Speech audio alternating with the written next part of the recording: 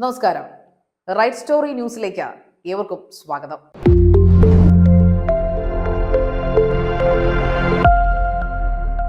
മണിപ്പൂർ കലാപം വീണ്ടും പൊട്ടിപ്പുറപ്പെട്ടിരിക്കുന്നു. മണിപ്പൂർ എന്ന പേര് കേൾക്കുമ്പോൾ ഇന്ന് നമ്മുടെ ഭാരതീയരുടെ ഇടയിൽ അല്ലെങ്കിൽ ഏതൊരു സാധാരണ ഒരു സംസ്ഥാനക്കാരന്റെ ഇടയിൽ, ഏതൊരു സംസ്ഥാനം ആയിക്കോട്ടെ, ഒരു ഭീതിയാണ് ഉള്ളിലുണ്ടാവുക. മണിപ്പൂർ എന്ന് കേൾക്കുമ്പോഴുള്ള മണിപ്പൂരി നൃത്തവോ ഇംഫാലിന്റെ ഭംഗിയോ ഒന്നുമല്ല നമ്മളെ ആകർഷിക്കുകയും നമ്മളെ കുറിച്ച് ചിന്തിപ്പിക്കുകയും ചെയ്യുന്നത്. മണിപ്പൂർ എന്ന് കേൾക്കുമ്പോൾ മണിപ്പൂരിൽ ഏതാണ്ട് മാസങ്ങൾക്ക് മുൻപ് ഒരു വീഡിയോയിൽ നമ്മൾ കാണുകയുണ്ടായി, റേപ്പ് ചെയ്ത് നഗ്നയാക്കപ്പെട്ട റോഡിലൂടെ നടക്കപ്പെട്ട ഒരു പെൺകുട്ടി. അവൾ ഏത് വിഭാഗക്കാരിയുമായിക്കോട്ടെ, മണിപ്പൂരിലെ ഏത് വിഭാഗക്കാരും, ഒരു സ്ത്രീ ആയിരുന്നു, ഭാരതത്തിന്റെ സ്ത്രീ. ആ പെൺകുട്ടിയുടെ ചിത്രമാണ്, ആ വീഡിയോയുടെ ഒരു ക്ലിപ്പിന്റെ ഭാഗമായിരിക്കും ഒരു പക്ഷേ ഒരു മാധ്യമ പ്രവർത്തക എന്ന നിലയിൽ എന്റെ ഹൃദയത്തിൽ വരിക. ഒരു സ്ത്രീ എന്ന നിലയിൽ പലരുടെയും ഹൃദയത്തിലേക്ക് മണിപ്പൂർ എന്ന പേര് കേൾക്കുമ്പോൾ ഓടി വരുന്നത് അത് തന്നെയായിരിക്കും. അത് വീണ്ടും ആവർത്തിക്കുമോ എന്ന ഭയമാണ് ഇന്നിപ്പോൾ മണിപ്പൂരികൾക്കുള്ളത്. കാരണം അവിടെ വീണ്ടും ആക്രമണം സ്റ്റാർട്ട് ചെയ്തിരിക്കുന്നു. ഇന്ത്യ കാണാത്ത, ഭാരതം കാണാത്ത ഒരുതരം സിവിൽ വാറിലേക്കാണ് ഇന്ന് മണിപ്പൂര് പോയിക്കൊണ്ടിരിക്കുന്നത്.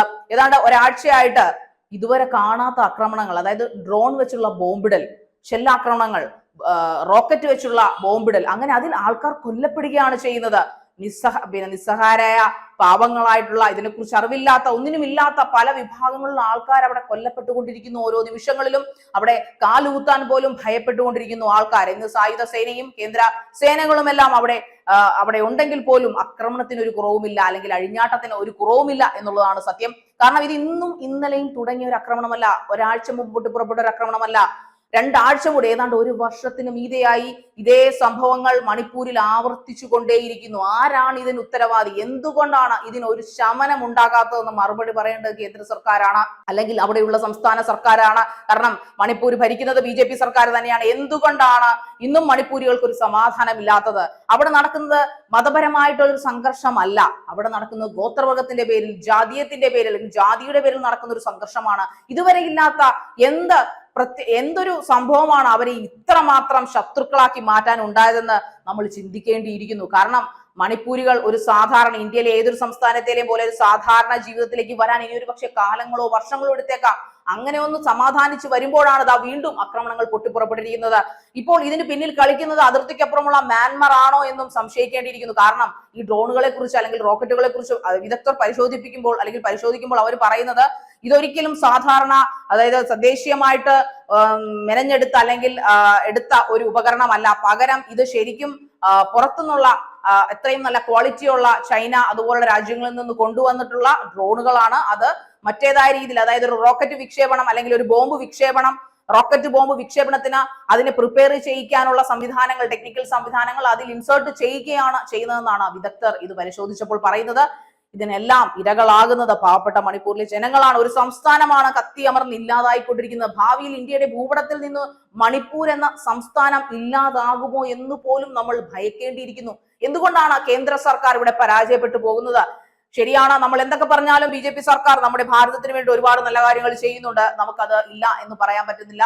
ജാതീയമായ കുറെ അധിക്ഷേപങ്ങളും കുറെ പ്രശ്നങ്ങളും അവർക്കിടയിൽ ഉണ്ടെന്ന് പറഞ്ഞാലും BJP സർക്കാർ കേരളത്തിന്റെ ഉൾപ്പെടെയുള്ള വികസനങ്ങളിൽ ഒരുപാട് കാര്യങ്ങൾ, ഒരുപാട് റോഡുകൾ, കാരണം മണിപ്പൂരിൽ രണ്ടാമത് BJP സർക്കാരിനെ വിജയിപ്പിച്ചത് പോലും അവരുടെ വികസന പ്രവർത്തനങ്ങൾ കൊണ്ടാണ്. പക്ഷെ വികസനം എന്ന് പറയുമ്പോൾ മണിപ്പൂരിലേക്ക് എത്തിപ്പെടാൻ റോഡുകൾ അതിദുർഘടങ്ങളായിരുന്നു. അതെല്ലാം മാറ്റി നല്ല റോഡുകളാക്കി മാറ്റി ഒരുപാട് പൊതുമരാമത്ത് പണികളെല്ലാം തന്നെ BJP സർക്കാർ അവർക്ക് വേണ്ടി ചെയ്തു കൊടുത്തെങ്കിൽ പോലും അവരുടെ നട്ടലാണ് അവിടെ തകർന്നുകൊണ്ടിരിക്കുന്നത്.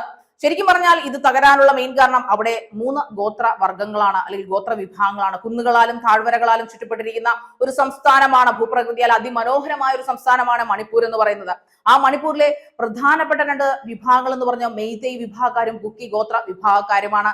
പിന്നെ ഉള്ളത് നാഗ വിഭാഗക്കാരും. നാഗ വിഭാഗക്കാർ ഇന്നും മൗനം പാലിച്ചിരിക്കുകയാണ്. അവർ ഇതിലൊന്നും ഇടപെടാൻ തയ്യാറല്ല എന്ന രീതിയിൽ തന്നെ അവർ മൗനം പാലിച്ചിരിക്കുകയാണ്.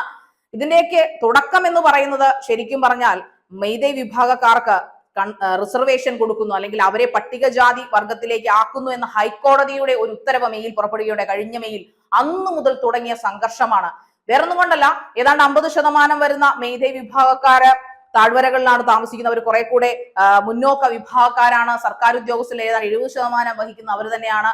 അപ്പൊ പിന്നെ ഇവർക്ക്, എന്നാൽ കുക്കി വിഭാഗം എന്ന് പറയുന്നത് ക്രിസ്ത്യൻസ് ആണ്. അവർ കുന്നിൻ കുന്നുകളിൽ ജീവിക്കുന്ന ആൾക്കാരാണ്. അവർക്ക് ഇവൻ പ്രസവം പോലും അവിടെ തന്നെയാണ് അവർ നടത്തുന്നത്. ആ ഹോസ്പിറ്റലിൽ വരാനുള്ള അല്ലെങ്കിൽ ആശുപത്രികളിൽ വരാനുള്ള സൗകര്യം കുക്കി വിഭാഗക്കാർക്കില്ല. അവർ കുറെ കൂടെ അധസ്ഥിതരായിട്ട് അല്ലെങ്കിൽ കുറെ കൂടെ കാട്ട് ജാതിക്കാരായിട്ടാണ് കണക്കാക്കപ്പെടുന്നത്. ശരിക്കും പട്ടിക വിഭാഗക്കാർ അവർ തന്നെയാണ്. അതുകൊണ്ട് തന്നെ മെയ്തേ വിഭാഗക്കാർ എല്ലാ കാര്യങ്ങളിലും ഒരു അഡ്വാൻസ്ഡ് ആണ്. അവർ മുൻഗണന അല്ലെങ്കിൽ മുൻപന്തിയിൽ നിൽക്കുന്നവരാണ്. താഴ്വരകളിൽ താമസിക്കുന്നത് 50% 70% ഹിന്ദുക്കളാണ്. അവിടെ ക്രിസ്ത്യൻ വിഭാഗം വളരെ കുറവാണ്. എന്നാൽ മറിച്ച് കുന്നിൻ മോളിൽ കൂടുതലും ക്രിസ്ത്യൻസ് ആണ്. പക്ഷെ അവർ പട്ടികവർഗ വിഭാഗക്കാരാണ്. അതുകൊണ്ട് തന്നെ മെയ്തേ വിഭാഗക്കാരെയും പട്ടികവർഗത്തിലേക്ക് വിടുമ്പോൾ അവർക്ക് ഇനി ഒരു തരത്തിലുള്ള ഉന്നമനവും ഉണ്ടാവില്ല എന്ന് ചിലപ്പോൾ കുക്കി വിഭാഗക്കാർ ഭയക്കുന്നുണ്ടാവും. പക്ഷേ ഈ ഭയമൊക്കെ ആരിലേക്കാണ് കുത്തിവെക്കുന്നതെന്നാണ് കണ്ടെത്തേണ്ടിയിരിക്കുന്നത്. ഇവരെ ഇങ്ങനെ ഇളക്കി വിട്ട് അവിടുത്തെ പെൺകുട്ടികളെയും അവിടുത്തെ സ്ത്രീകളെയും വൃദ്ധന്മാരെയും കൊന്നൊടുക്കിയാൽ ഇതെല്ലാം ശരിയാകുമെന്ന് ആരാണ് ഇവർക്ക് പറഞ്ഞു കൊടുക്കുന്നത്? നമ്മുടെ അയൽ രാജ്യക്കാരാണോ? അയൽ രാജ്യക്കാർ ഇന്ത്യക്ക് ചുറ്റും ശത്രുത നൽകുന്ന നല്ലതോളം അയൽ രാജ്യക്കാർ ഇന്ത്യക്ക് ചുറ്റിനുമുണ്ട്. പക്ഷെ അവരാരെങ്കിലുമാണ്? ഇത് നമ്മുടെ നയതന്ത്ര പ്രതിനിധികളാണ് കണ്ടെത്തുന്നത്, നമ്മുടെ സേനകളാണ് കണ്ടെത്തുന്നത്. ഇപ്പോൾ പറയുന്നത് കേന്ദ്ര സേനയെ വിന്യസിച്ചിട്ടും അവിടുത്തെ ഡ്രോൺ ആക്രമണത്തിനോ ഷെല്ലാക്രമണത്തിനോ ഒന്നിനും ഒരു കുറവില്ല. ഓരോ ദിവസവും അവിടെ ഓരോ വീടിന്റെ മുകളിൽ ഇത് പതിച്ച് ആൾക്കാര് ഭയപ്പാടോടുകൂടി ലൈറ്റ് ഓഫ് ചെയ്ത് ഒരു അന്ധകാരം. മണിപ്പൂർ എന്ന് പറഞ്ഞാൽ ഇന്ന് അന്ധകാരത്തിന് സമമായി മാറിക്കൊണ്ടിരിക്കുന്നു. ഒരു വർഷത്തിനിടയ്ക്ക് എത്രയോ സ്ത്രീകളെയാണ്, കുക്കി സ്ത്രീകളെയും മെയ്തേ സ്ത്രീകളെയും പരസ്പരം വാശിയോടുകൂടി ബലാത്സംഗം ചെയ്ത് കൊല്ലുന്നു. ആൾക്കൂട്ടമാണ് അവരെ ബലാത്സംഗം ചെയ്ത് കൊന്നു കളയുന്നത്, കത്തിച്ചു കളയുന്നു, പീസുകളാക്കി കത്തിച്ചു കളയുന്നു. ഇതൊക്കെ ഇന്ത്യയിൽ തന്നെയാണോ നടക്കുന്നത്? ഇന്ത്യയിൽ തന്നെയാണോ ഇതെല്ലാം നടക്കുന്നതെന്ന് നമ്മൾ ചോദിക്കണം. നമ്മുടെ തലയോടാണ്, നമ്മുടെ കേന്ദ്ര സർക്കാരിനോട്, അല്ലെങ്കിൽ അവിടുത്തെ സർക്കാരിനോട്. കാരണം കേന്ദ്രവും ആ സംസ്ഥാനവും ഭരിക്കുന്നത് ഒരേ ആൾക്കാർ തന്നെയാണ്. അപ്പോൾ ആരാണ് ഇതിന് മറുപടി പറയേണ്ടത്? അവിടെ കേന്ദ്രസേനയെ വിന്യസിച്ചിട്ട് യാതൊരു ഫലവുമില്ലെന്നും തീർച്ചയായിട്ടും കേന്ദ്രസേനയുടെ കയ്യിലിരിക്കുന്നതിനേക്കാളും മാരകമായ ആയുധങ്ങൾ, ഏറ്റവും അഡ്വാൻസ്ഡ് ആയിട്ടുള്ള ആയുധങ്ങളാണ് മെയ്തേ വിഭാഗക്കാരുടെയും കുക്കി ഗോത്ര വിഭാഗക്കാരുടെയും ഉള്ളതെന്നാണ് പറയപ്പെടുന്നത്. പക്ഷെ ഇതിനെല്ലാം അനുഭവിക്കേണ്ടി വരുന്നത് അവിടുത്തെ കുഞ്ഞുങ്ങളാണ്. എത്രയോ ദിവസമായിട്ട് അവിടെ അടിയന്തരാവസ്ഥ പ്രഖ്യാപിച്ചിരിക്കുകയാണ്. അവിടുത്തെ ആൾക്കാർക്ക് പുറത്തേക്ക് ഇറങ്ങാനോ ജോലി ചെയ്യാനോ, സ്ത്രീകൾ ഏറ്റവും അധികം അരക്ഷിതാവസ്ഥ അനുഭവിക്കുന്ന ഒരു നാടായി മാറിയിരിക്കുന്നു. ഇതെന്ന് അവസാനിക്കുമെന്ന് യാതൊരു ഉറപ്പുമില്ല.